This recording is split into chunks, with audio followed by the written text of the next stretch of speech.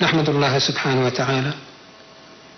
Excellence, Monsieur le Président du Conseil militaire de transition, nous sommes venus avec mes collègues du Conseil supérieur des affaires islamiques pour vous présenter nos cordiales vœux à vous, au Conseil militaire de transition et au gouvernement de transition à l'occasion de l'Aïd al-Fitr al-Mubarak.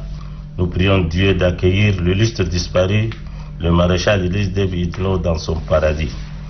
Avec la mort du maréchal Idriss Déby Itno, le Tchad a perdu un grand homme qui a lutté plus de 30 ans pour l'avenir de son pays et le bien-être de son peuple. Le maréchal Idriss Déby Itno est parti, mais il demeure parmi nous par les actes qu'il a posés. Ne dit-on pas que les grands hommes d'État se mesurent par ce qu'ils ont fait comme bien pour l'humanité? Dieu l'a rappelé auprès de lui et ses compagnons ont pris la relève. En vue de poursuivre la marche sous votre direction, Monsieur le Président du Conseil militaire de transition, le moment est à la réflexion en vue de maintenir le Tchad debout. Nous devons avoir une seule parole, un seul objectif, celui de préserver la paix et la stabilité du pays et ne pas laisser le Tchad entre les mains des fossoyeurs de la nation et des déstabilisateurs. Cet homme nous a quittés, celui qui nous a quittés a guidé et dirigé le Tchad sur le bon chemin et a organisé des élections libres et démocratiques dans ce pays. À cet effet, nous appelons toutes les composantes du peuple tchadien à plus d'unité et de solidarité dans cette phase. Le Conseil supérieur des affaires islamiques est un organe qui joue un grand rôle. Il n'a pas seulement une mission religieuse, mais il touche également d'autres aspects de la vie dans sa mission. Et pour mieux accomplir sa lourde tâche, son statut doit changer pour le rendre plus efficace. Nous espérons que le gouvernement de transition prendra en considération cette demande de réforme du Conseil supérieur des affaires islamiques. Monsieur le Président, nous vous assurons de notre indéfectible soutien à vous, au Conseil militaire et au gouvernement de transition, et vous réitérons notre entière disponibilité à préserver les acquis au premier rang desquels se trouvent la sécurité, la stabilité, la paix et la coexistence pacifique. Nous demeurons à vos côtés en prodiguant des conseils constructifs. Excellence, Monsieur le Président, en conclusion, nous adressons à votre Excellence, à l'occasion de l'Aïd al-Fitr al-Mubarak, au nom des oulémas, des imams, des prédicateurs et des mémorisateurs du Saint-Coran, nos meilleurs vœux de santé et de bonheur à vous-même, à votre famille et au gouvernement. Nous implorons Allah, le Tout-Puissant, d'agréer nos prières et d'accorder à la Oumma islamique plus de bénédictions et à notre pays plus de sécurité, de stabilité et de prospérité.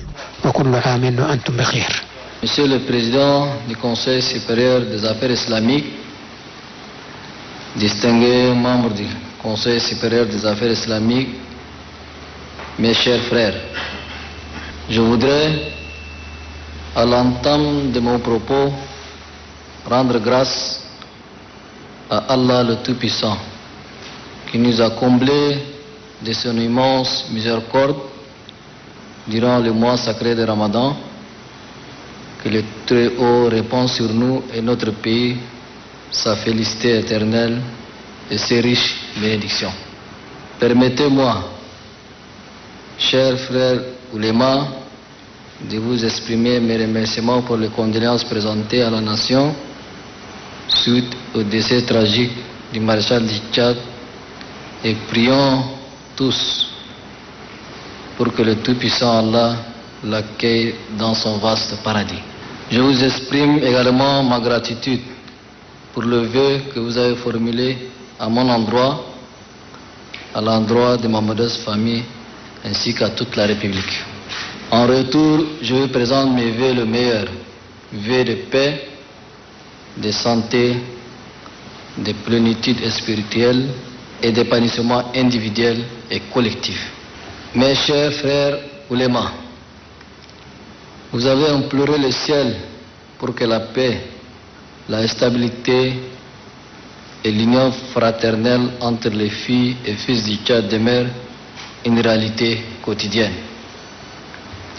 Ces vœux ardents sont assurément ce qui anime l'ensemble des enfants de ces pays, car le progrès de notre pays qui nous préoccupe tous exige bien entendu un environnement paisible et stable.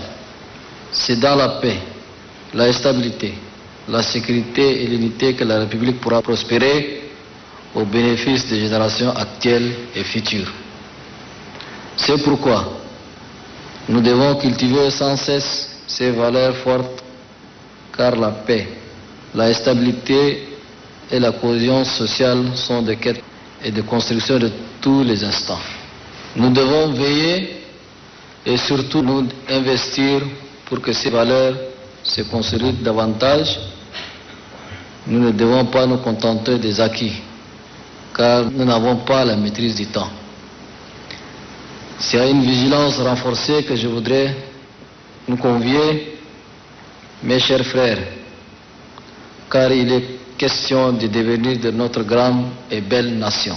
Nous devons nous illustrer de manière permanente par des actes positifs et éviter soigneusement des attitudes de nature à semer des troubles et à porter un coup à l'harmonie sociale et au vivre collectif.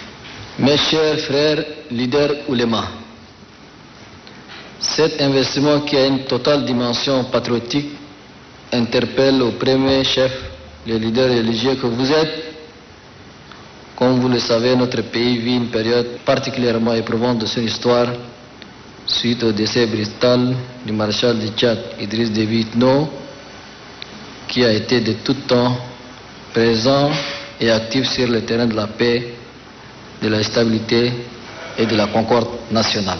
Dans cette phase historique de la vie de notre pays, vous avez la mission première de conscientiser nos compatriotes sur les enjeux et la portée de la paix et de l'entente cordiale.